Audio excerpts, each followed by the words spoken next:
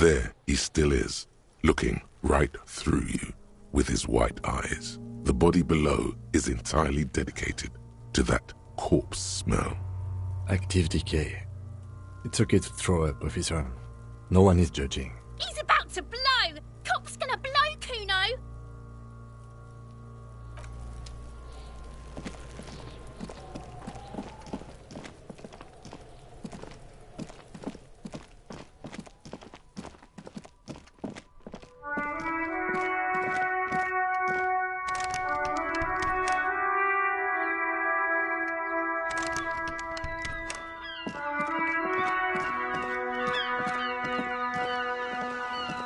Hello, sir. Step right in. The store is open. Are you interested in a new and exciting book? It's a bookstore, sir. We sell books, postcards, and some board games. It's called Crime, Romance, and Biographies of Famous People. Whoa, whoa, whoa, whoa. Hold your horses, little girl.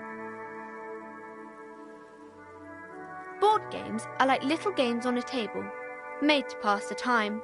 There are several different ones, but sailors here mostly buy cards. A postcard is a small cardboard picture.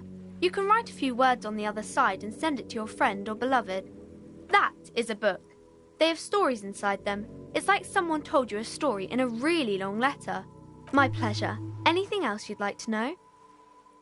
Okay, sir. I'll try to answer any questions you have. I hope they're about books. My name is Annette, sir. My mum, her name is Plaisance. She owns the store. She's inside minding the register or organising the stock. Feel free to step in and browse our wares. I'm signalling that the store is open. Otherwise people might not know. They'd miss out on the crime, romance and biographies of famous people.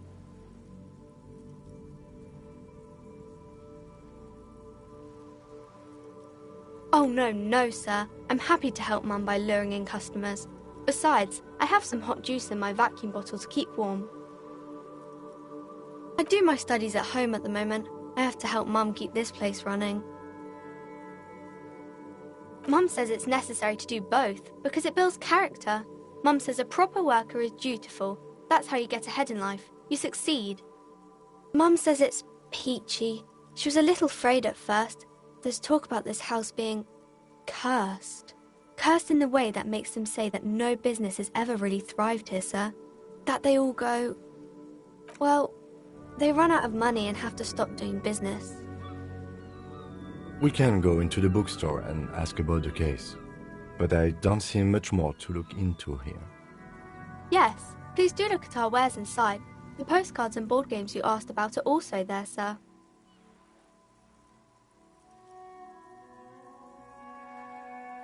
It does not manifest itself in any way. It does not exist. I liked it better when we were talking about whether it's appropriate to stand out in the freezing weather. No such thing. Anything else you wanted to talk about, sir? Nothing really, sir. Mum doesn't allow me to sneak around in the back rooms or the cellar. I don't really know what's there. Maybe I can tell you about some of our books instead. Oh, kings and queens and generals of old, or artists and writers, or musicians, those kinds of people. There's usually something extraordinary about them. I think that's why people read them, to find the secrets of their fame. Seems like most people who read those books fail to get more famous from reading them. But it does make the famous people more famous.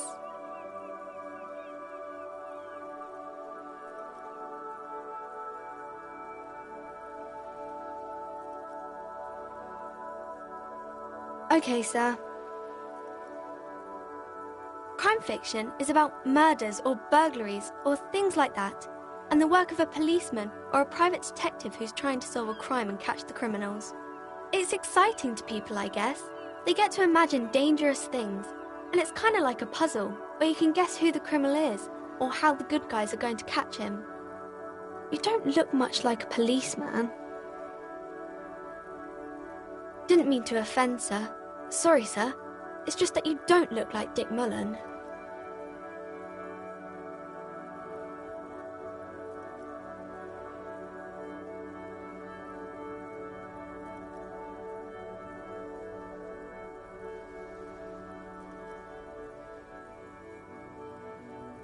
Head, yes. Not head, child. Heads. Isn't that very dangerous? Unlike you, sir. He's just a fictional character. He's no match for you. Maybe you can show me some real police work, sir. Like in the books.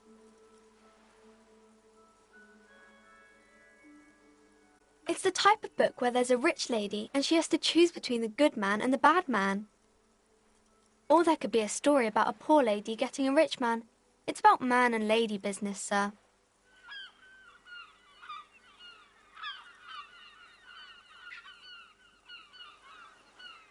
I haven't read many of those. Maybe you should ask Mum. I'm sure she can help out. Anything else you're curious about? It happens, but usually the guy gets rich in the process. Or should actually be rich himself, but has lost his family property unjustly, like during the revolution or something. Those are unhappy books, for most of the pages. People sad about what they have lost, but then it all turns out just fine in the end. These are not very common. You can't have a choice between bad and bad. Nobody wants to read a story like that. Well, maybe then it's fine. Maybe if the lady then decides not to pick either, because she doesn't need a bad man. Yes, that would be interesting. That's really not a proper romance story. That's more like everyday life. Not in romance books, sir. These are about nice and pretty people, and everyone is happy in the end. Maybe some about other books?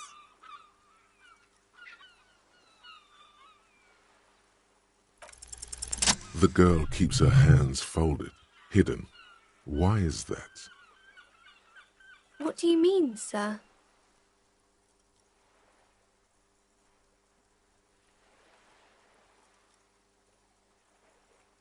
She looks around anxiously.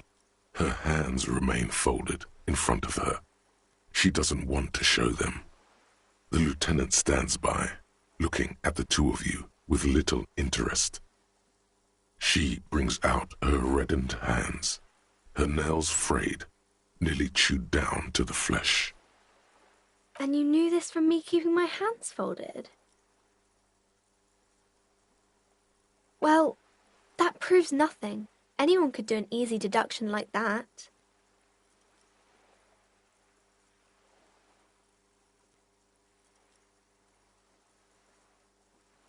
You're quite sober. The lieutenant does not flinch at the comment. He does not flinch even a single bit. He is intensely not flinching. It takes effort. Because you usually aren't.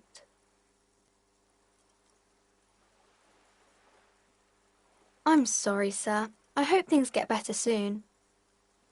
There she stands, swaying on her feet, assaulted by the early spring breeze. She smiles at you. The whole situation suddenly feels familiar, somehow. There's something you're missing.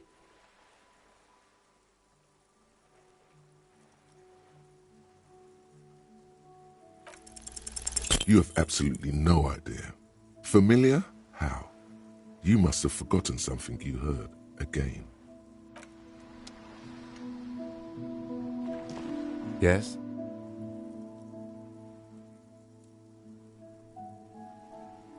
No response. He's having trouble processing it, believing it even. Have you tried concentrating on something other than your personal affairs? There is a sudden, harsh edge to his voice, like he's tired of hearing about your personal affairs.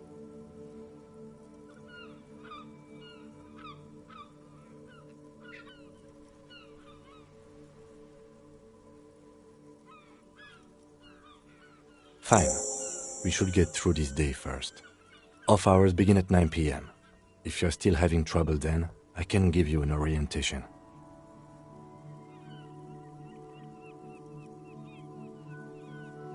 Focus on other people's troubles, not your own. That is a relief. A moment passes.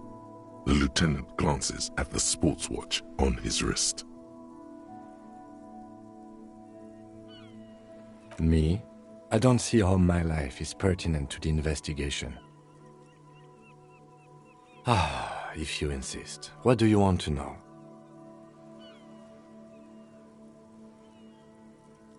No.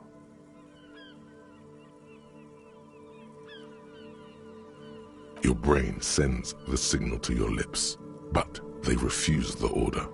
Something is Something the matter, detective? What's going on?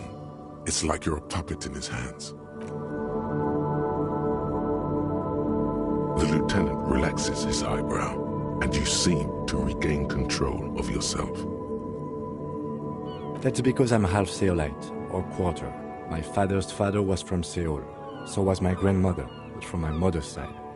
It's not an interesting topic. It's a part of the world, officer. A geopolitical entity and a geographic division. I told you it wouldn't be interesting. Seoul is a protectionist, isolationist, pan-Isolari state west of the Insulindian Isola. Actually, it's quite interesting. Some would even say mysterious. You're barking up the wrong tree. I don't speak a word of Seolite. I've never met either one of my grandparents, and I've never been to Seoul. I'm a regular Revacholière. A point of pride to him. That's correct. You feel a slight urge to put the lieutenant down for this. But you can't quite muster enough testosterone. I guess you don't need glasses, then. What do you mean? I have no idea what you're talking about. The lieutenant's conceptualization skills must be rather rudimentary. What? Think? I do most of my work inside my notebook. The lieutenant produces his small blue notebook and idly thumbs through a few pages. We all have our different mediums. His is written. You're super lucid, yet psychedelic. You don't need office supplies to connect to your nervous system. You're special. Good. Let's change the subject. Excuse me? Detective, if I may be frank, you seem to be in a deranged state. You have trouble remembering things. You've misplaced your badge. I cannot let you act in the name of the RCM without supervision until you've regained control of your faculties. The RCM, or the Revachol Citizen Militia, is the police force you and him are part of. A self-organized peace corps of the occupied city of Revachol. The RCM operates within a legal twilight, yet its authority is rarely questioned. Wouldn't it be embarrassing if you didn't know this? That's good. Some you time? This is a police investigation, not a journey of self-discovery. You'll still have your evenings to yourself. Please do. We wouldn't want your regiment to spill over into the investigation. The lieutenant is pretty sure self-care is just a euphemism for nihilistic binge drinking. Is it not? What do you want to know? Maybe you can tell me what you do know to help me narrow it down a bit. Do you want me to brief you? 3 days ago, the RCM Emergencies Desk received a report about a security guard who was found hanged in Martinez. An anonymous caller said there was a dead body behind the Whirling in Rags hostel cafeteria. The cadaver had been there for 4 days. No one had come to investigate. During that time, the victim had been stripped of his belongings. The caller did not identify him, but used the word lynching. There is an ongoing labor dispute between the local dock workers and the logistics company Wild Pines. I was told we should approach the death as part of this dispute. A security guard, worker of some sort, hired by Wild Pines. This was just hearsay from Martinez, of course. We need to find out the truth. To find him or her is one of our tasks here. For now, all we know is that the tone was muffled, using a device of some sort. The desk could identify neither the caller's age nor sex. There's a strong prejudice against involving the RCM in what's seen as union matters. The dock workers' union is the de facto police in Martinez. Now it appears they've started executing too. We cannot allow that. Just to be clear, we are police officers. It's our job to find the killer. That's the case. Uncover and arrest the killer. You mean like a brief? You want me to brief you again? There's no reason to wing anything. 3 days ago, during a security guard to find him or her, there's a strong prejudice against involving the RCM in what's seen as, just to be clear, we are police of good.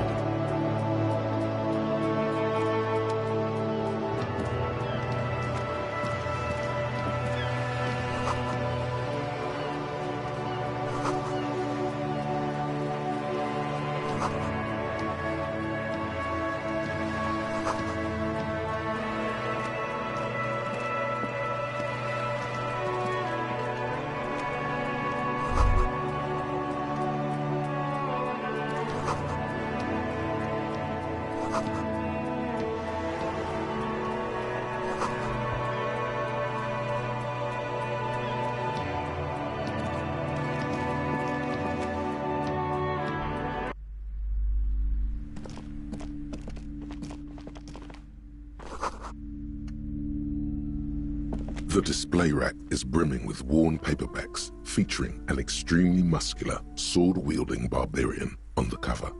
Nearly all the titles contain the word Heimdall somewhere.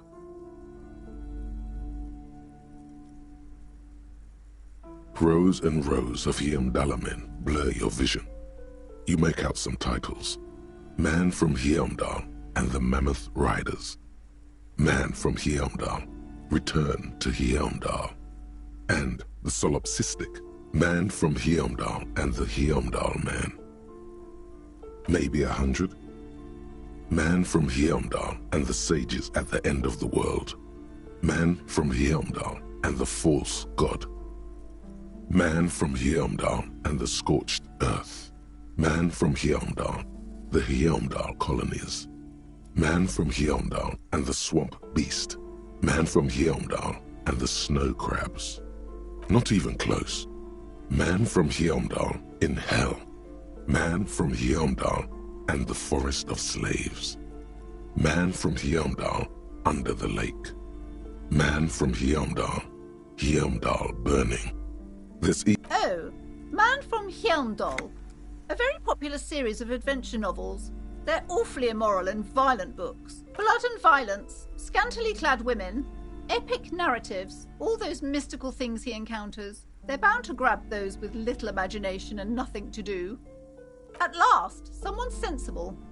However, I still urge you to buy one. Can't judge a book by the cover, they say. If you're a novice of the series, I'd recommend Heimdallaman, the Man from Heimdall. It's supposed to be a good introduction to the series.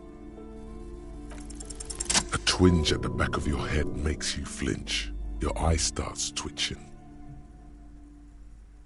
Your hand reaches toward a book with glossy cover art of the very muscular Man from Heimdall in chains, kneeling in front of a staircase leading to a throne.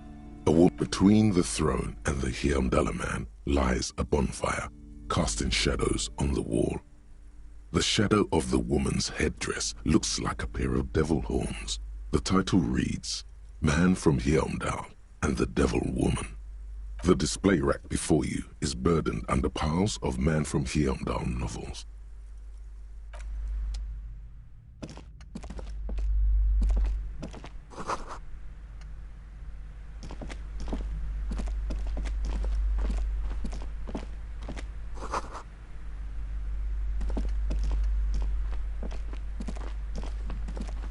A small mountain of colorful board game boxes. There are numerous types of games for all ages. A lot of shelf space seems to be taken up by Wirral-related merchandise. An endless variety of source books, lore books, and codices litter the table. The topmost book is titled Welkin Compendium, 2nd edition. There's also a large hardbound tome with intricate cover art, The Hunters of Katawak, Boreal Creature Compendium, and a Pick Your Path adventure gamebook titled Tales of Wirral, Cavern of Velkrag. Books in a board games section? Who wants to read books? There's a box that says Wirral 3rd edition Mega Setting Supplements module. The side panel notes, a fantastique adventure board game, new maps and miniatures. A sticker on it displays 25 Rial. That price is steep, but then it's the 3rd edition Mega Setting Supplement, so it makes sense. Wonderful board games, sir. The Viticulturist is a classic for sure, or perhaps you'd like Archipelagos of Insulinda, a very educational game for those interested in geography. Braubritter is a fun game of economic competition, but can get quite intense after a while. We have games for the whole family. You can play with your children.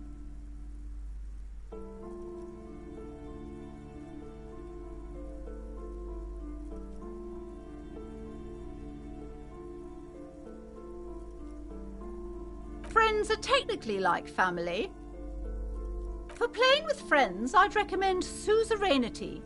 It's a civilization building game where you build a civilization, then set off to brutally colonize and repress other civilizations. It'll cost 12 Rial. Lousy auras there. No, role-playing games are popular among those types. You know, who are into those kind of things. Personally, I don't like it. Not at all. I've heard they turn people into occult enthusiasts. That they have rituals where they try to summon entities. Highly immoral stuff. You can still buy them, though.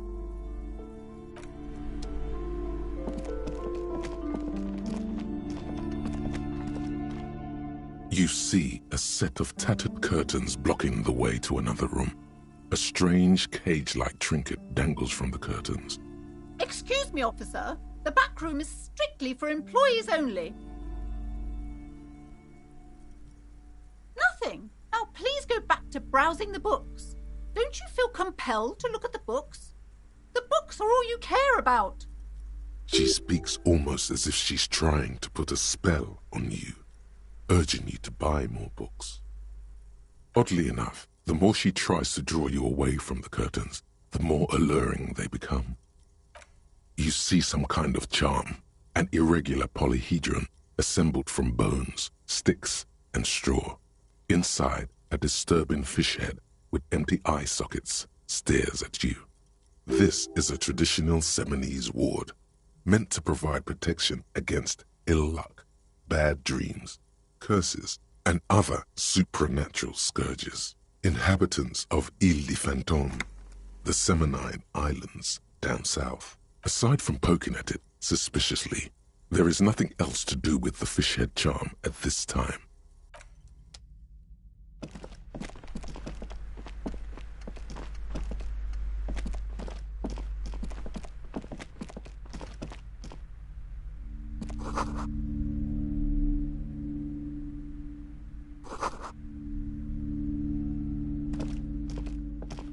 These shelves are overburdened with books from the same series. You see the name Dick Mullen over and over. Oh, crime, robberies, murders, even sexual crimes. We're fortunate to have Dick Mullen and his stories to sort all that out. You're a police officer, apparently. You should buy all of these. They really do teach a person how to be a proper detective. Crime fiction is a disgrace. An asinine misrepresentation of the physical attributes of the arduous everyday work of actual police officers. These books greatly overstate the excitement of police work, glossing over how long it takes to actually follow up on leads and eliminate dead ends. What's more, they completely ignore the psychological hardships of year after year coming into contact with people during the worst days of their lives. Not a single mention of all the stress this work creates upon the officer's family. Detective fiction just doesn't tell the truth at all. Now, would you like a list of all the books found on the shelf? You see Dick Mullen on the job. Get Me Mullen.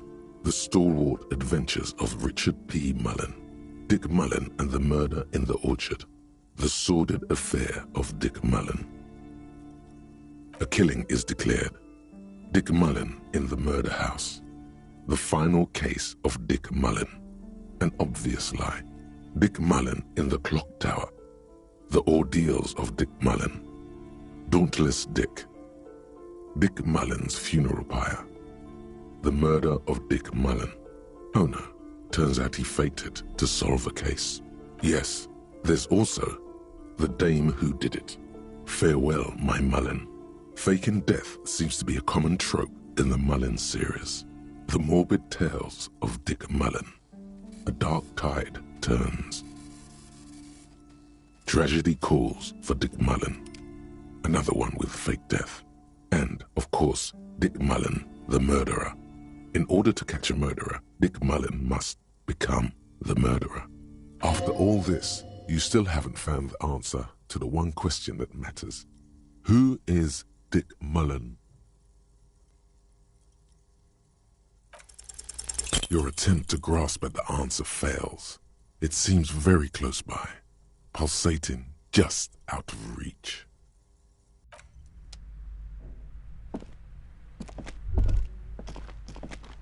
I would say...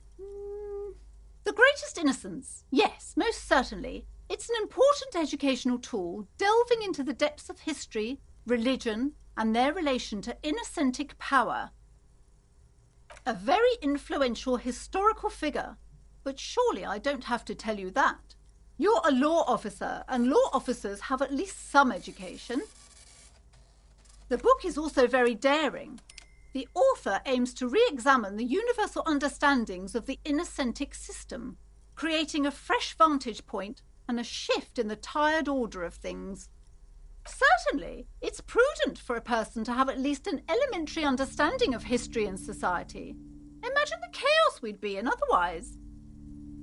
You feel like you should get this one. Definitely. It's important somehow. There's something personal inside. Browsing through all the books with all their names makes your head spin. None of these seem important or relevant. It's all just vapid egoism. Suddenly, a particularly odd title catches your eye. It reads, High Speed Love, the tragic true love story of Jacob Irv and Alfie Delatraz, by one Cecilia Averbrook. High Speed Love chronicles the romance between two of the finest tip-top tourney racers in history. One of them is the madcap driver, Jacob Irv. His blonde mane graces the cover. Next to Irv's life story, you see a slim biography of an Occidental rock star called the Anti-Star. He's famous for shooting morphine into one of his eyeballs and cocaine into the other. Next to that, Revacholian radio personality Guillaume Bevy stands in front of a rundown drug den. He's a permanent fixture on Channel 8, reporting on real-life crime and ruining cops' days. I really must insist you buy one of the books. Reading them is not for free. Do still browse, though, but not too long. I'm sorry, I did not mean to rush you. You are browsing. Go ahead. Take your time. Time is commerce.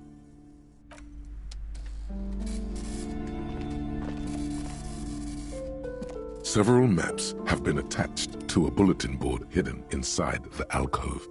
They're held up by small pins. The board has come loose from one corner. The maps look old and faded. Your eye catches a map of Insulinda, a map of Revachol, and a map of Martinaise. This large map displays archipelagos. You see a constellation of small dots on the light blue emptiness of the Insulindic Ocean. The largest in the northeast is La Caillou. You are here. Another, far away in the southwest, Seminese Islands, Ile de Ozon, Laurentide, Fas à la Mer, Archipelagos, North Arcade Islands, all just specks of dust on the vastness of the Insulindic. On the edges of the map, the color fades into a blur of dotted lines, black and white, disintegrating into mathematics. In the northeast, a dust mite stands on the north coast of Caillou in a bookstore. It's you. You can, on Caillou, Revachol, a single black star, on Ozon, Fondelier, and Vilmandoux, on archipelagos, Croyan Moran, Villiers, on Seminine, Olduvai, and on Laurentide, Deora of the Seven Seas. 850 million people live on these little dots, an oceanic world of culture and commerce torn apart by history. The ocean breaks apart into a tangle of cosines and azimuths, all pointing into pale nothingness. Windy is the north azimuth. Grad is the northeast azimuth. Samara is the east azimuth. Seo is the west azimuth. Isolas, they're called. Connections to other worlds. Words past the Incelindian, unknown to you. You only know you've never been there. You have little idea what they are. Distant stars, gods. But looking at them makes you feel almost non-existent. Whatever they are, the Isolas are immeasurably large compared to you, and very, very far away. Perhaps they are gods, gods of distance and outer dust. The north coast of a verdant island is shattered by the delta of a river. It is the River Esperance. Countless bridges put the shards back together, connecting city blocks to river islands. La Delta says a great artificial heart in the center, teeming with life forms and construction. To the east, rolling hillsides, Le Jardin, Stella Marie, the suburbs of Saint-Baptiste, swallowed up into the megacity. They sound rich to you. This is Revachol East. Hudon, it's somewhere to live. Not bad. Then there's Jamrock. It's bad. People shouldn't live there, but they do. Then Forburg. It's almost as bad and much larger. Then Coal City. It's the worst. It's so small you can't even see it on the map. No, wait. There it is, north of Jamrock, the strip of coast next to the Greater Revachol Industrial Harbour. It looks downright despondent. It's almost Coal City, to be honest. It's not really a map. It's a tourist thing. A picture postcard with buildings on it, drawn from an isometric perspective. A date in the upper right corner says 48. Still, it's detailed. Could be pretty useful for scouting ahead. You see the jagged boxes of an industrial harbour, even the whirling in rags there.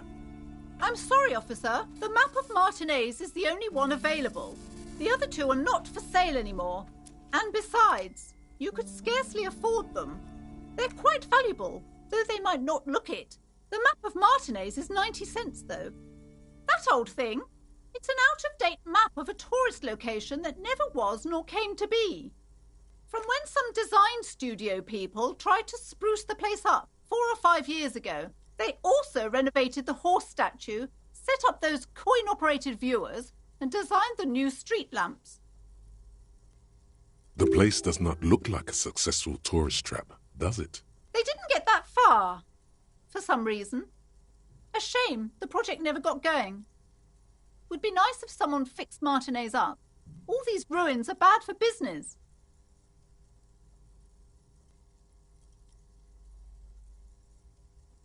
Always good to be informed of your surroundings. You've acquired an interactable item. Investigate this item further by going to the Interact tab in your inventory.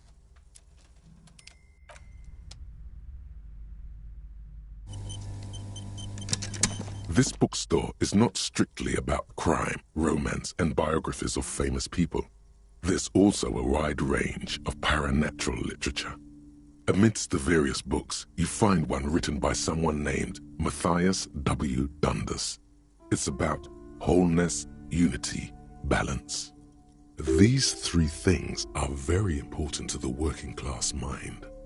The point of the book, and many others on this shelf, is to give people medicinal advice in situations where they don't have access to paid health services. It serves platitudes, while also telling everyone that traditional medicine, the kind people don't have access to and which costs more than this book, is garbage and would only give you cancer anyway, without even curing your cold or anything. Wholeness, unity, balance. on the other hand, can basically take care of anything. Though it is important to note, when it's up to your mind to heal yourself, then it's because of your mind that you're ill in the first place.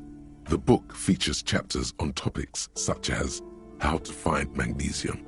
It even lists plants you can harvest magnesium from. How to continue drinking if you're an alcoholic who has destroyed his liver. And there's even a chapter on the ancient Seraïs tradition of using duck gallbladder preservatives to treat and prevent sexually transmitted diseases. Pre and post factum apply. Nothing worth buying. Sir, please, no browsing in that shelf. That wisdom is not for free. I can't have you end up, like, opening a police store next door and stealing my customers. Oh, no.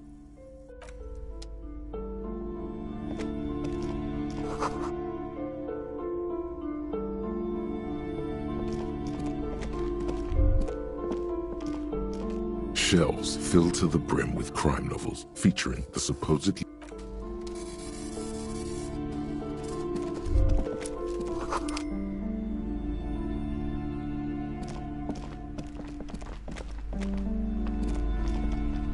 Welcome to crime, romance, and biographies of famous people. Be welcome, and please take responsibility for the energy you bring into this space. I am the proudest owner of our little shop of culture. Goodness, you were already doing good, browsing the shelves. Why'd you stop? Don't you feel compelled? Go, go. Get back there. Everything is on the shelves. Take a look. She smiles and nods, seemingly relieved. Cursed? Who said that? Annette? I will have a word with her. This place is not cursed. It has a robustly magnetic energy. Good for commercial activity. My business is thriving, sir. What in God's name is she talking about? Annette, yes, my daughter. I hope she wasn't slacking off again with her nose in science fiction. Tell me, was she at her post doing her job like a proper girl? Wonderful. Did you talk to her? Great. On a scale of 1 to 10, how compelled were you to buy books after talking with her? My precious, her dedication brings joy to my heart. If you have children, I hope they turn out as great as my Annette. God, I've told her not to do that. It's such a disgusting habit. She'll get over it. Anxiety is a part of life. The woman before you scans the store, her shoulders rigid and tense. Every now and then, she nudges her glasses. God, I've told her not to do... She can, if she has enough willpower. Come on, ma'am. It's obvious she can't do anything about it. You are placing an unnecessary burden on a young child. She stands stiff and severe, silently fuming. 10 or so seconds pass without change. She's looking for one, but there simply aren't any good arguments for being an asshole. Oh no. Hold on. I need to invite her inside and apologize. She must be freezing out there. There. I don't know what to say to you. My husband, he tries to teach me business lessons. I have what my mother called a dull mind. All this stress.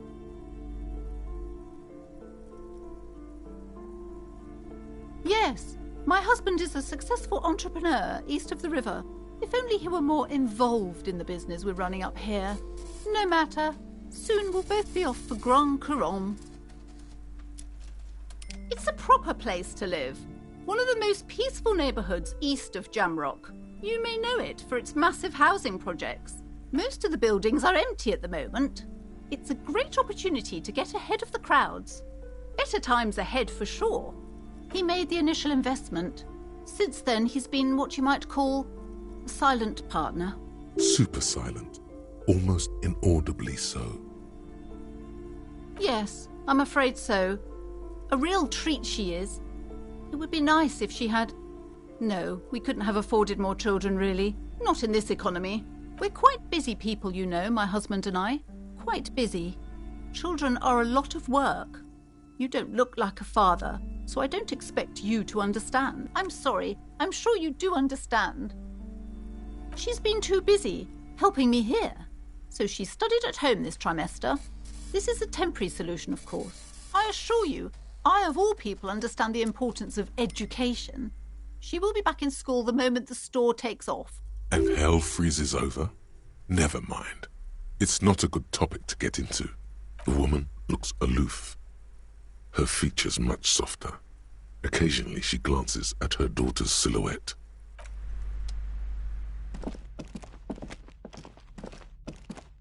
The curtains, tattered with age and covered in dust. Just as you're about to pull apart the curtains, the petrified voice of the shop owner cries out once more. Sir, don't touch that. I told you it's off limits for the customers. Parapsychologically speaking, we're done if you decide to open them. I won't be held responsible for the consequences. It's too dangerous. She looks away, mumbling. Why is everyone always messing with the curtains? Why can't they just buy books like normal people?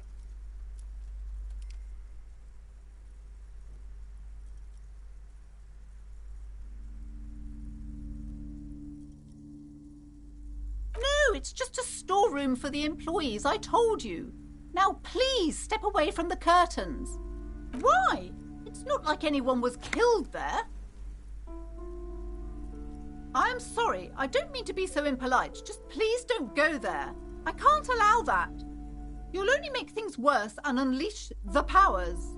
The curtains do seem frail suddenly, not robust enough to contain a slippery darkness. No, it's just a storeroom for the employees, I told you. Thank you. Let's just talk about this first. Talking is always good. Ghost, the curtains, tattered with age and covered in dust, hang before you, as if taunting you.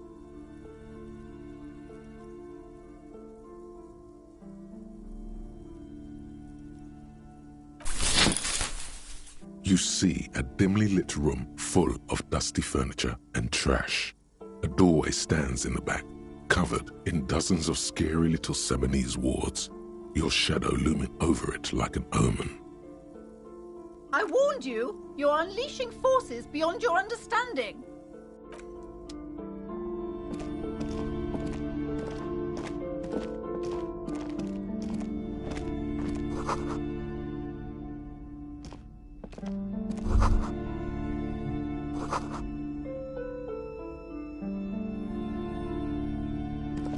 A heavy door with a missing handle stands before you, covered in dozens, if not hundreds, of Seminese trinkets and charms.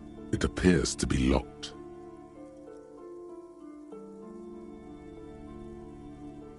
Only an echo. No one is there.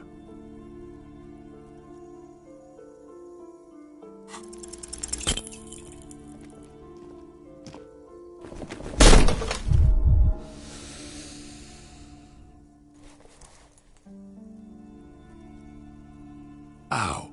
Shoot. Whose moronic idea was it to just run through the door?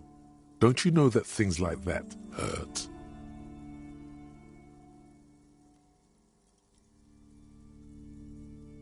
Are you all right? This looked pretty intense and painful, I must admit. What is going on there?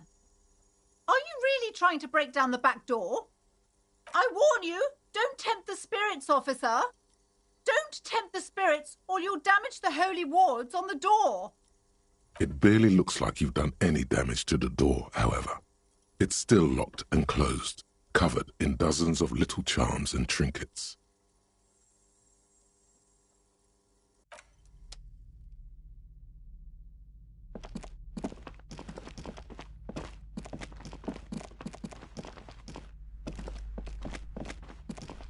You've hurt yourself now.